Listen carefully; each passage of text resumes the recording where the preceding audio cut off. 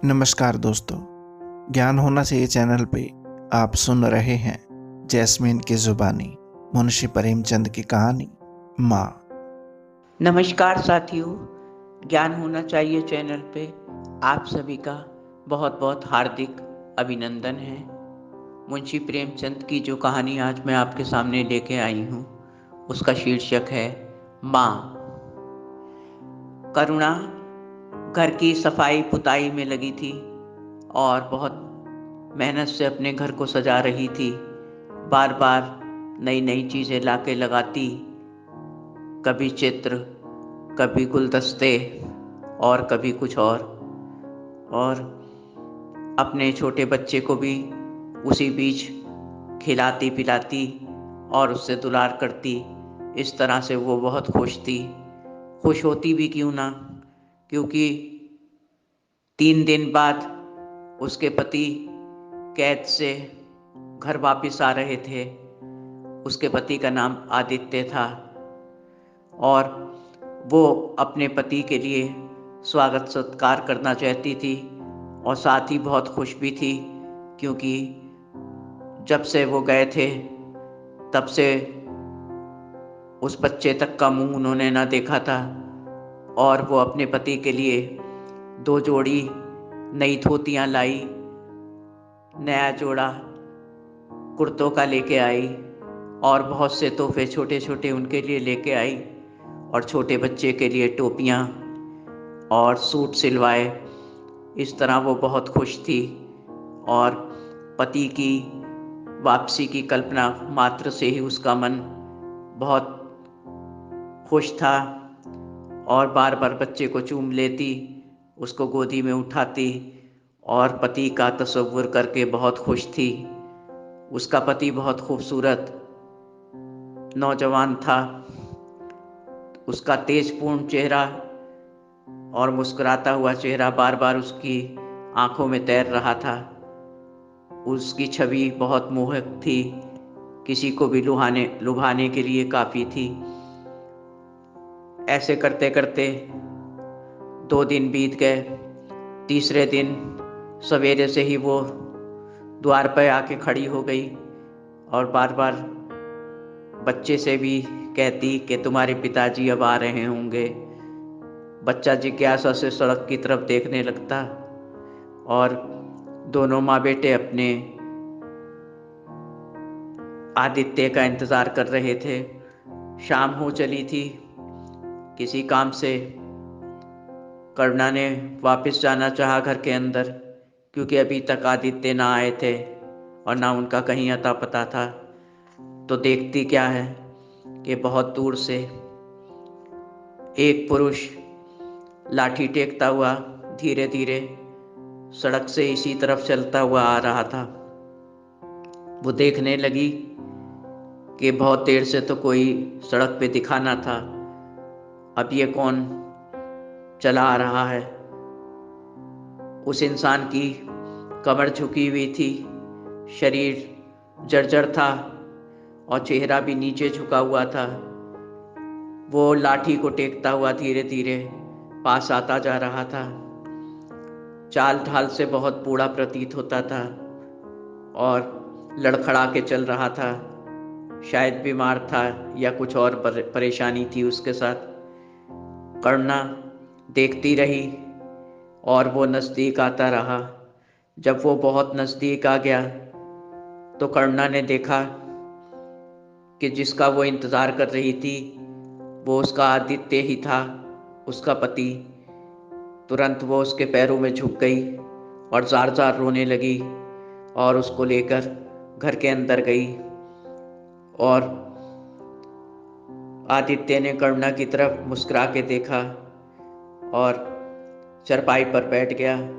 करुणा ने आदित्य से कहा, ये आपने कैसी हालत बना रखी है, मेरा हृदय वेदना से तड़प रहा है। क्या हो गया है आपको? आप अच्छे खासे गए थे जेल में, क्या वहाँ खाने को अच्छा नहीं मिलता था? तुम तो पहचाने भी नहीं जाते।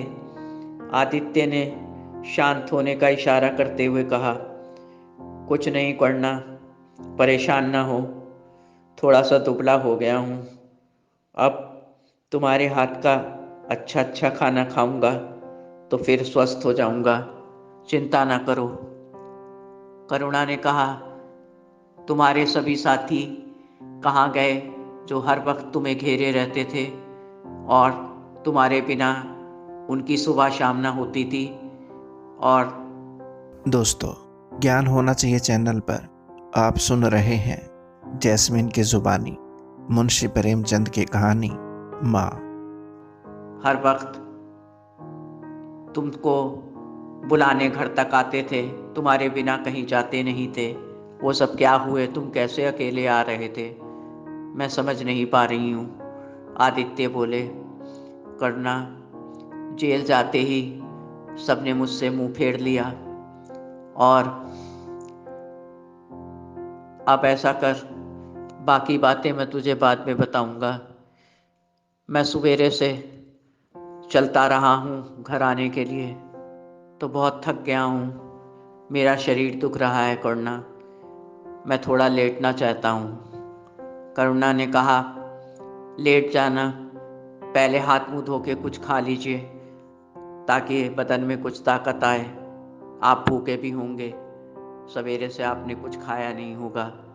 आदित्य ने धीरे धीरे हाथ मुंह धोया और फिर आकर कई बरस के बाद घर का बना खाना खाया तो बहुत खुश हो गया और करुणा की तरफ बहुत प्यार भरी नज़रों से देखने लगा। लेकिन करुणा का दिमाग तो कहीं और था। उसकी जर्जर काया को देखकर बार बार उसकी आंखों में आंसू आ रहे थे कि मुझे ऐसा रूप आदित्य का देखना पड़ेगा, ये मैंने ख्वाबों में भी ना सोचा था। करुणा ने खाना खाने के बाद आदित्य को सहारा देकर उठाया और चरपाई पर लिटा दिया। फिर काम में लग गई और बच्चा ज़मीन पर बैठ के खेलता रहा। थोड़ी देर में करुणा का ध्यान चरपाई की तरफ गया तो आदित्य ने धीरे से आवाज़ दी, करुणा इधर आओ। करुणा घबराकर चरपाई की तरफ गई तो देखती है कि आदित्य का चेहरा पीला पड़ा हुआ है, सांस भी बहुत धीमी चल रही है और आवाज़ गले से नहीं निकल रही है, आंखें भी ठीक से नहीं खुल रही हैं। वो घबरा गई और बोली, ये आपको अचानक क्या हो गया? बताते क्यों नहीं? आपको क्या परेशानी है? क्या आपको कोई तकलीफ़ है? मैं अभी गांव जाकर वैद्य जी को बुला कर लाती हूँ। आदित्य ने हाथ पकड़ के रोक लिया। बोले कि नहीं करुणा, अब कहीं नहीं जाना, अब बहुत देर हो चुकी है करुणा, अब तुमसे क्या छिपाना।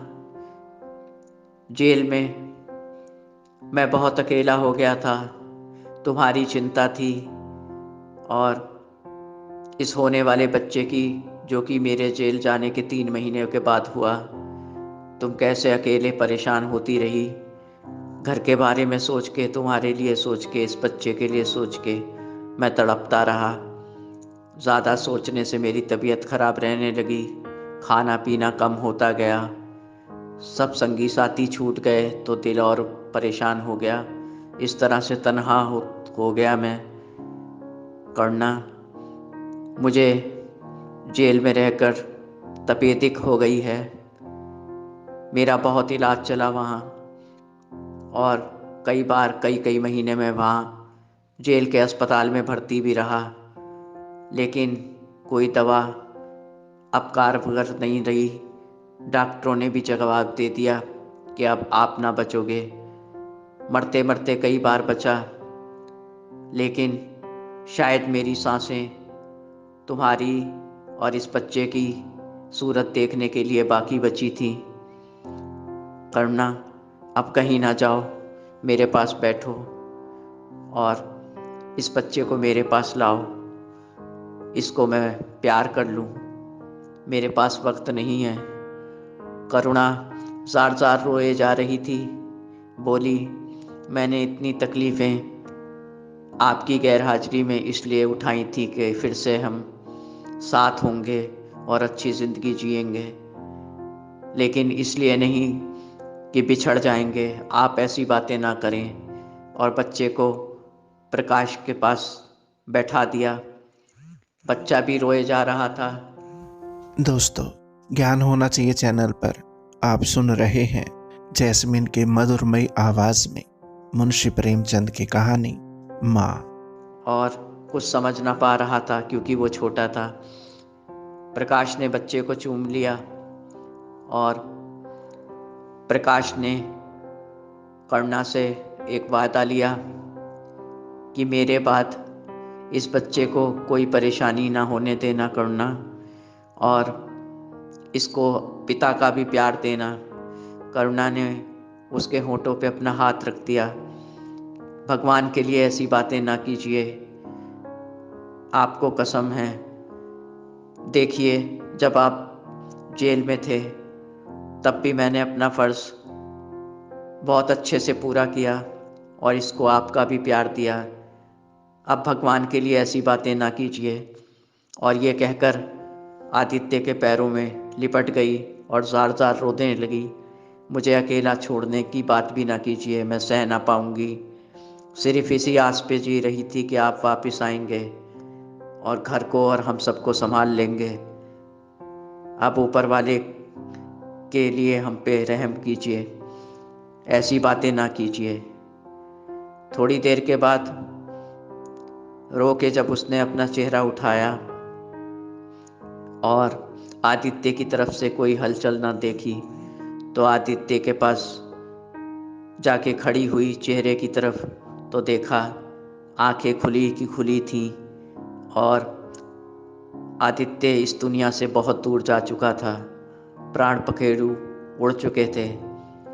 अब वो पछाड़ खा के गिरी और बहुत चीख के रोने लगी। बच्चे को सीने से लगाती, कभी आदित्य के पैरों से लिपटती, कभी उसको झिंझोड़ती, मुझे अकेला छोड़ के ना जाइए। कभी उल्हाना देती, हमारा क्या होगा ये तो बता दीजिए। आपकी आस पे जी रही थी मैं, आप कहाँ चले गए मुझे अकेला छोड़ के। इस तरह से उसका विलाप सुन के सब लोग आ गए और सब लोग ने मिलजुल कर दूसरे दिन उसका क्रियाक्रम किया।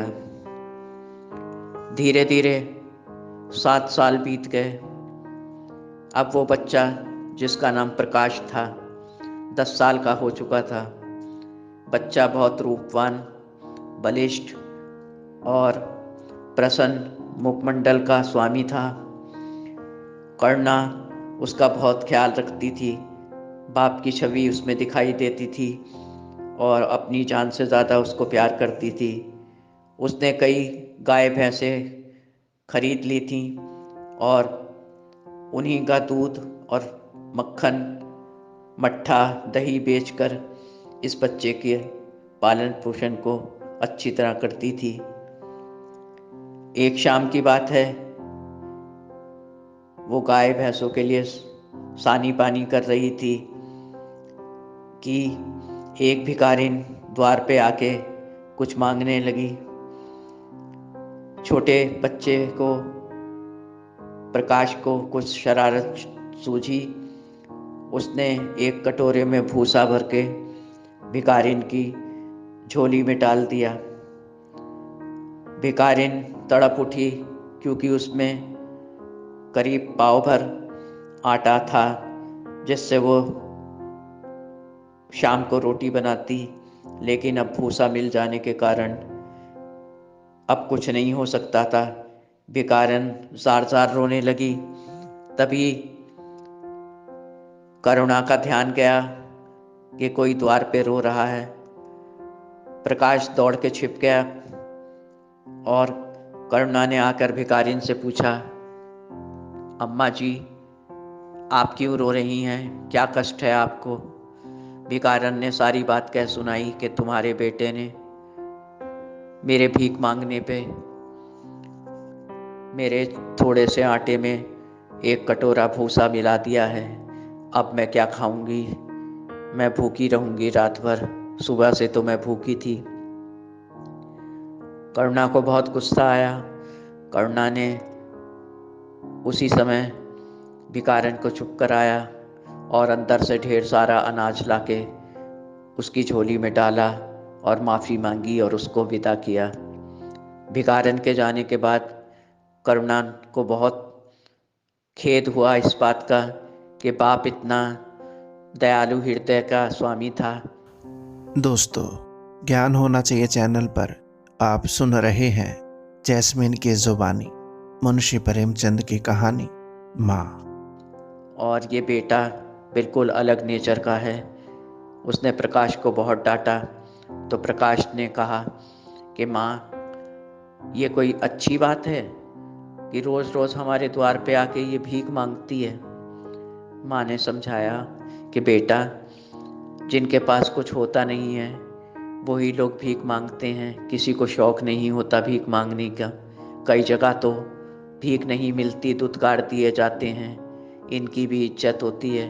बेटा, इनसे कभी ऐसा मजाक आज के बाद ना करना। तो प्रकाश बोला, क्या हमने भिखारियों का ठेका लिया है? ये क्यों आती है यहाँ?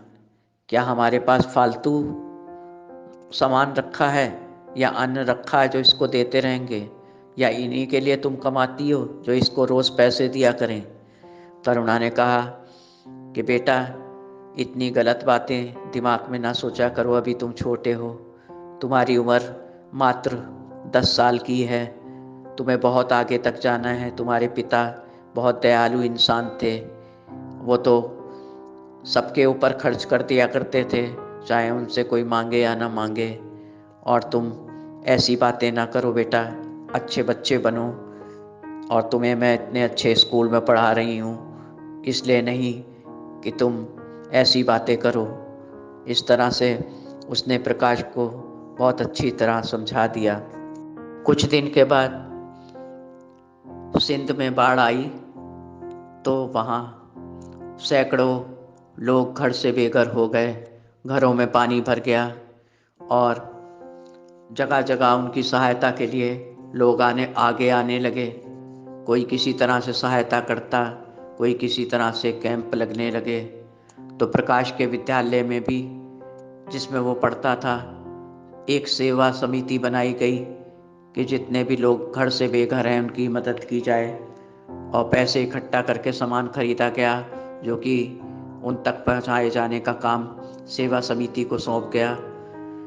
तो प्रकाश भी उस सेवा समिति में शामिल था, लेकिन प्रकाश ने कहीं ना जाकर बीमारी का बहाना बना के घर में लेटने में ही अपनी भलाई समझी। माँ ने बहुत समझाया कि गलत बात है ये, जब स्कूल से ये सब बच्चे कर रहे हैं तो तुम क्यों नहीं? तो प्रकाश ने कहा कि मैं नहीं जाऊंगा और चरपाई पे लेटा रहा। जितने दिन भी ये अभियान चला, प्रकाश हरगिज़ भी किसी भी समिति के साथ नहीं गया और इधर उधर खेलता या घर में लेटा रहता। प्रकाश के रंग ढंग देखकर करुणा बहुत बेचैन थी और सोच रही थी कि इसके पिता इसको मुझे सौंप के गए हैं, लेकिन मैं इसको कैसे समझाऊं?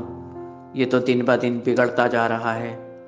उन्हीं दिनों की बात है, उड़ीसा में बहुत भयंकर अकाल पड़ा। फिर सब लोगों ने पीड़ितों के लिए कुछ ना कुछ इकट्ठा करना शुरू किया। किसी ने अनाज से, किसी ने पैसे से, किसी ने कपड़े से, जिससे जैसे बन पड़ा उन लोगों की मदद करनी शुरू करी। कांग्रेस वालों ने भी पीड़ितों के लिए एक समिति बनाई, तो उसमें प्रकाश को शामिल किया गया और विद्यालय से भी कई टीमें बनी, उसमें भी कई लड़कों को शामिल किया गया। उन्हीं दिनों की बात है कि प्रकाश के विद्यालय में रिसर्च के लिए कुछ बच्चों को श्रीलंका भेजा जाना था। तो प्रकाश समिति के साथ अकाल पीड़ितों के पास ना जाकर श्रीलंका चला गया रिसर्च के लिए, जबकि माँ ने बहुत समझाया कि इसी तरह देश सेवा करते रहोगे तो तुम्हारे पिता स्वर्ग में बहुत खुश होंगे तुम्हें देख के। और रिसर्च तो तुम फिर भी जा सकते हो करने के लिए बाद में। लेकिन प्रकाश ने माँ की एक भी बात ना सुनी। बोला, ऐसे मौके बार बार नहीं आते, मैं तो वहीं जाऊंगा, मुझे पढ़ना है और बहुत बड़ा इंसान बनना है। प्रकाश की बात सुनकर माँ चुप हो गई और प्रकाश देखते ही देखते श्रीलंका उनके सामने चला गया और उनकी कोई भी बात का उसके ऊपर कोई भी असर ना होता था। दोस्तों, ज्ञान होना चाहिए चैनल पर आप सुन रहे हैं मुंशी प्रेमचंद की कहानी माँ, जिसे अपनी सुरमई आवाज से सराबोर किया है जैस्मिन ने। उनके दुलार से वो बिगड़ रहा था, लेकिन वो बहुत समझाती, लेकिन फिर भी वो गलत रास्ते पर चल निकला था। पढ़ाई तो करता, लेकिन उसके विचार बहुत अलग टाइप के थे। इन सब बातों को देखकर करुणा कई दिनों से खिंची खिंची रहने लगी। जब प्रकाश ने माँ का ये रुख देखा तो समझ गया कि माँ मुझसे नाराज है, और प्रकाश को अपने किए पे थोड़ा बहुत पछतावा भी हुआ। फिर सोचा कि मुझे अपना कैरियर बनाना है, माँ को समझा दूंगा। लेकिन उसने दिखावे के लिए माँ से माफ़ी मांगी और कहा, माँ अब आगे से तुम्हारी बात मानूंगा, मुझसे नाराज़ ना हो, मुझसे तुम्हारा उदास चेहरा नहीं देखा जाता। और माँ ने कहा कि देखो, तुम्हारे पिताजी को तुमसे बहुत उम्मीदें थीं और मुझसे बहुत वायदे किए हैं। मैंने भी उनसे बहुत वायदे किए हैं कि तुमको बहुत बड़ा इंसान बनाऊंगी। लेकिन जो भी रास्ते में तुम्हारे काम सौंपे जाते हैं तुमको विद्यालय से या इंसानियत के नाते, उनको पूरा करते चलो। पढ़ाई के साथ साथ ये सब भी ज़रूरी होता है एक इंसान के लिए। तुम्हारे पिता इन्हीं आदर्शों पे चलते थे और वो ये चाहते थे कि तुम भी उनके जैसे बनो। एक दिन की बात है, विद्यालय से प्रकाश के नाम एक रजिस्ट्रार का पत्र आया। उन्होंने प्रकाश को इंग्लैंड जाकर आगे की पढ़ाई के लिए सरकारी वजीफे की सूचना दी थी। प्रकाश हर्ष से नाचने लगा, जबकि करुणा का दिल बैठने लगा कि इतनी दूर जाने की क्या ज़रूरत है, पढ़ाई अपने देश में भी हो सकती है। उन्होंने प्रकाश को समझाना चाहा कि प्रकाश, वहाँ तुम अकेले हो जाओगे, यहाँ मैं अकेली हो जाऊंगी, तुम यहीं रह के पढ़ाई करो। तो प्रकाश ने कहा, माँ तुम कैसी बातें करती हो, ये मौके बार बार नहीं आते हैं और इंग्लैंड कोई छोटी मोटी जगह नहीं है। वहाँ जाकर पढ़ाई करने के लिए कितने लोग सपना देख के रह जाते हैं। बड़े बड़े घर के अमीर लोग वहाँ नहीं जा पाते और मुझको सरकार अपने पैसे से भेज रही है पढ़ाने के लिए, तो तुम्हारा क्या नुकसान है? तुम्हारा तो कोई पैसा नहीं लगना। माँ मुझे ना रोको, मैं ज़रूर जाऊँगा। और करुणा ने समझाना चाहा कि मैं तुम्हें स्वयंसेवकों में दाखिल कराना चाहती थी, तुमने मेरी बात नहीं मानी, तुम अपनी मनमर्जी करते चले आ रहे हो। प्रकाश बोला, मैं तो मैजिस्ट्रेट बनूंगा माँ, और मैं वहाँ पढ़ने ज़रूर जाऊँगा, वहाँ की पढ़ाई बहुत अच्छी है। लेकिन करुणा इन सब बातों से सहमत ना थी और इस तरह से माँ बेटे में तकरार होती रही। आखिर प्रकाश को माँ के ऊपर गुस्सा आ गया कि इतना समझा रहा हूँ कि आगे चल के मुझे बड़ा आदमी बनना है, माँ दलीलें देती जा रही है। उसने गुस्से में रजिस्ट्रार का पत्र उठाया और उसको पढ़ने के बाद इनकारी पत्र भेज दिया कि मैं वहाँ जाने के लिए तैयार नहीं हूँ, किसी और को भेज दीजिए। इस तरह उसने वो पत्र रजिस्ट्री कर दिया और इसके बाद वो बहुत उदास रहने लगा। विरक्त भाव से कमरे में पड़ा रहता, ना किसी से मिलता जुलता, ना बातचीत करता, ना खेलने जाता, ना पढ़ाई करता, और माँ से भी बात करना छोड़ दिया था। खाने पीने के नाम पे सिर्फ थोड़ा बहुत खा के उठ जाता और दिन रात कुछ सोचता रहता, छिप छिप के आंसू बहाता और उसकी चपलता और हंसी जैसे कहीं खो गई थी। उसका बाल मन टूट चुका था। करुणा से उसकी ये हालत ना देखी जाती। उसने बहुत समझाने की, मनाने की कोशिश की कि बेटा। दोस्तों, ज्ञान होना चाहिए चैनल पर आप सुन रहे हैं जैस्मिन की जुबानी मुंशी प्रेमचंद की कहानी माँ। तेरे पिता का सपना था कि तू बड़ा आदमी तो बने, लेकिन एक इंसान भी बने, जो कि तू अपने देश में भी बन सकता है। लेकिन वो तो शून्य में निहारता रहता, जैसे सुन ही ना रहा हो। जब माँ उसकी ऐसी हालत ना देख पाई तो समझ गई कि ऐसा कई दिन तक नहीं चल पाएगा। या तो ये बीमार हो जाएगा या इस सदमे से इसके साथ कुछ भी हो सकता है। एक दिन की बात है, माँ चुपके से उठी और तैयार होके कहीं बाहर निकल गई। उस वक्त प्रकाश सो रहा था, रात का अंधेरा था। करुणा चलती जा रही थी और रात भर घर से बाहर रही। रात में किसी टाइम प्रकाश की आंख खुली तो माँ को अपने आसपास ना पाकर आवाज़ें देता हुआ सारे घर में ढूंढा। फिर कुंडी खुली देखी और दरवाज़ा भिड़ा देखा तो समझा कि कहीं आसपास होगी माँ।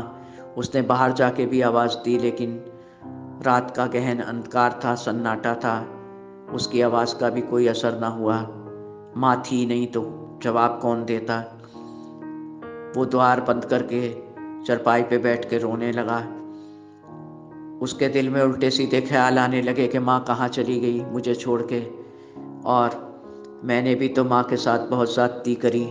कई दिन से बात भी नहीं कर रहा था माँ से और अपनी सोच में मस्त रहता था। माँ के साथ मुझे ऐसा नहीं करना चाहिए था। यही सब सोच सोच के उसका दिल बैठा जा रहा था। फिर धीरे धीरे सवेरा हुआ और शाम का छुटपुटा छाने लगा। फिर उसका दिल घबराने लगा कि कहाँ होगी माँ, किस हाल में होगी। उसको माँ की बहुत याद आ रही थी, ज़ार ज़ार रोए जा रहा था और दरवाजे की तरफ एकटक देखे जा रहा था कि थोड़ी देर के बाद दरवाज़ा खुला और करुणा घर के अंदर आई। तो वो दौड़ के अपनी माँ से लिपट गया और ज़ार ज़ार रोते हुए बोला, मुझे छोड़ के कहाँ चली गई थी माँ? देख, मैं तेरे बिना कितना अकेला हो गया था, मुझे माफ़ कर दे। अब मैं तुझे कभी परेशान ना करूँगा, जो तू कहेगी वही करूँगा। माँ ने उसके आंसू अपने आंचल से पोंछे और एक लिफाफा उसकी तरफ बढ़ा दिया। प्रकाश ने पूछा, माँ ये क्या है? माँ ने कहा, बेटा इसे खोल के देखो तो तुम्हें पता चल जाएगा ये क्या है। प्रकाश ने देखा कि वो तो एक पत्र है। जब उसने पूरा पढ़ा तो खुशी से उछल पड़ा और करुणा को बार बार चूमने लगा, क्योंकि वो रजिस्ट्रार से उसके इंग्लैंड जाने का पत्र मुहर लगा हुआ लेके आई थी। क्योंकि वो पत्र मंजूर ना हुआ था जो उसने पहले भेजा था इनकारी का, इसलिए वो उस पत्र को लेके उसको सरप्राइज देने के लिए आई थी। अब जोर शोर से प्रकाश के इंग्लैंड जाने की तैयारियां शुरू हो गईं। ब्रीफकेस आए, कपड़े आए, जूते आए और नए नए सामान आने लगे और प्रकाश की खुशी का ठिकाना नहीं था। लेकिन माँ अंदर ही अंदर उदास थी, सामने से उसको जाहिर ना कर रही थी, क्योंकि वो उसकी हालत देख चुकी थी कि कितना वो उदास हो गया था। और उससे विरह की कल्पना मात्र से ही वो सिहर उठती थी, छिप छिप के रोती थी। वो तैयारियों में मस्त था, बहुत खुश था, सारे दोस्तों से मिलजुल कर वहाँ के लिए काल्पनिक बातें कर रहा था, वहाँ ऐसा होता है वैसा होता है, और कल्पना कर कर के खुश हो रहा था। इधर करुणा का दिल बैठा जा रहा था। प्रस्थान के दिन नज़दीक आते जा रहे थे। आखिर वो दिन भी आ गया जब उसको प्रकाश से बिछड़ना था। दोस्तों, ज्ञान होना चाहिए चैनल पर आप सुन रहे हैं जैस्मिन की जुबानी मुंशी प्रेमचंद की कहानी माँ। कार आई, उसमें प्रकाश का सब सामान लादा गया और प्रकाश अपनी माँ के पैर छूकर और वादा करके कि माँ मैं ध्यान से पढ़ूंगा माँ, और तुझे चिट्ठी लिखा करूँगा, तू परेशान ना होना, और बहुत जल्दी मैं लौट के आऊँगा और तेरे लिए बहुत अच्छी अच्छी चीज़ें लेके आऊँगा। इस तरह से माँ को समझा के उसने अब प्रस्थान किया। करुणा ने भरे दिल से उसको आशीर्वाद दिया और उसको विदा किया। अब करुणा एक लाश की तरह जिंदगी जी रही थी। उसका दिल किसी बात में न लगता था। उसकी नज़रें हर वक्त प्रकाश को ढूंढती रहती। हर चीज़ में उसको प्रकाश नज़र आता, और पिता के बाद अब उसी का मुंह देख कर जी रही थी। प्रकाश के पिता ने उसका साथ छोड़ दिया था, वो स्वर्गवासी हो गए थे, और जीते जी प्रकाश भी उनसे अब अलग हो गया। वो इस सदमे को सह ना पा रही थी। उसका स्वास्थ्य दिन ब दिन खराब होने लगा और जीने की भी इच्छा समाप्त होती जा रही थी। खाना पीना छोड़ दिया था, जानवरों की तरफ ध्यान देना बिल्कुल बंद कर दिया था। गृहस्थी इधर उधर सब तितर बितर हो गई थी। किसी बात की उसको चिंता नहीं थी। जिस घर को वो इतनी शौक से सजा के रखती थी, साफ सुथरा रखती थी, उस घर की उसे अब कोई चिंता न थी। उसका दिल विरक्त हो चुका था। इस तरह से 3 दिन बीत गए। फिर करुणा को किसी ने 3 दिन तक जब ना देखा, आस पड़ोस वालों ने, तो सबको चिंता हुई कि करुणा दिखाई नहीं दे रही। उन्होंने दरवाज़ा खटखटाने की कोशिश की तो वो दरवाज़ा अपने आप खुल गया। सबने, पड़ोसियों ने घर में प्रवेश किया तो देखा करुणा चरपाई पे पड़ी है और उसके प्राण पखेरु उड़ चुके हैं, और अब वो भी अपने पति के पास पहुंच गई थी। और इधर आकाश में प्रकाश का जहाज इंग्लैंड की तरफ जा रहा था। साथियों, ये कहानी यहीं ख़त्म होती है। हमने देखा एक बेबस माँ ने किस तरह से अकेले ज़िंदगी व्यतीत करके सारे दुख सह के और सबका प्यार दे के एक बच्चे की परवरिश करी, और वो बच्चा अपने स्वार्थ में इतना अंधा हो गया कि माँ की ममता को ना पहचान पाया, अपने फ़र्ज़ को ना पहचान पाया, और वो माँ से इतनी दूर हो गया कि माँ सह ना पाई और अपने प्राण त्याग दिए। कभी कभी जीवन में हमारे सामने भी ऐसे ही मौके आते हैं जब एक तरफ हमारा कैरियर होता है और दूसरी तरफ परिवार। कैरियर को भी हमारी ज़रूरत होती है क्योंकि ज़िंदगी में हमें भी कुछ बनना होता है। परिवार में वो सब सदस्य जिनको हमारी ज़रूरत होती है और शिद्दत से इसलिए भी होती है कि हमारे अलावा उनका कोई नहीं होता, तो हमें भी फैसले लेने में बहुत दिक्कत होती है कि हम अपने कैरियर को चुनें या फिर अपने उन अजीज़ों के लिए अपने को रोक लें जिनको हमारी ज़रूरत है। ये बहुत कठिन कसौटी होती है, हर कोई इसमें खरा नहीं उतर सकता, लेकिन सच बात तो ये है कि इंसानियत सबसे बड़ी चीज़ है। सब बातें इंसानियत के बाद ही आती हैं। हम मानते हैं कि जीने के लिए और ज़िंदगी में हर खुशी के लिए हमारा कैरियर बहुत अहम होता है। दोस्तों, ज्ञान होना चाहिए चैनल पर आप सुन रहे हैं जैस्मिन की जुबानी, मुंशी प्रेमचंद की कहानी माँ। लेकिन वो रिश्ते जो एक बार खोने के बाद कभी ना मिलेंगे, उन रिश्तों से कीमती कोई चीज़ नहीं होती। इसलिए हमें बहुत सोच समझ के ऐसे फैसले लेने चाहिए जब हमारे उन अजीज़ों की देखभाल के लिए या तो कोई ऐसा इंसान आसपास हो जो हमारी तरह उनकी देखभाल कर सके, तब तो हम अपने कैरियर को बनाने के लिए कहीं भी उनसे जुदा हो सकते हैं, दूर होके।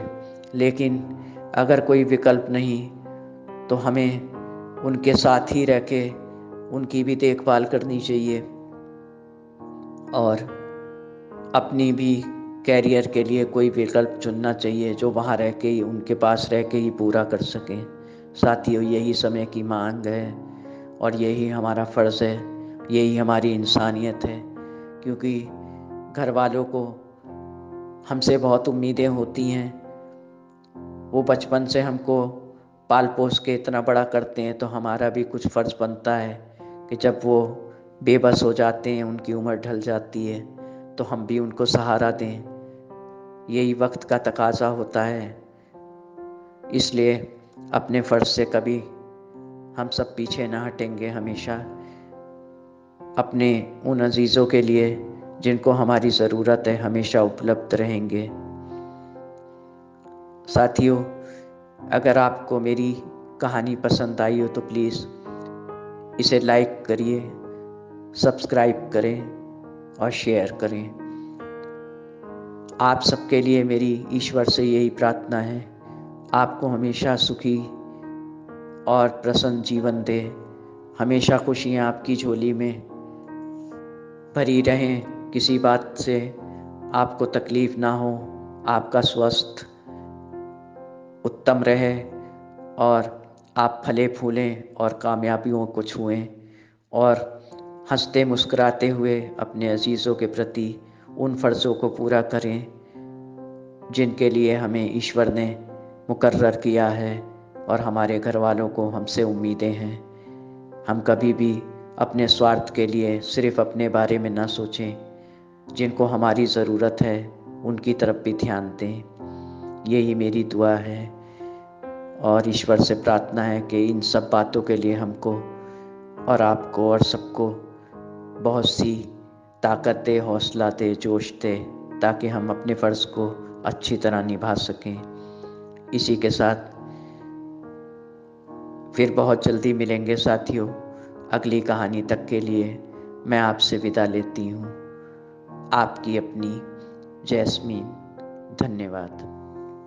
ज्ञान होना चाहिए चैनल पर आप सुन रहे थे जैस्मिन की मधुरमयी आवाज़ में मुंशी प्रेमचंद की कहानी माँ। दोस्तों, आशा करता हूँ कि ये कहानी आपको पसंद आई होगी। वीडियो को लाइक और चैनल को सब्सक्राइब ज़रूर करें। धन्यवाद। आपका अपना संसार। नमस्कार।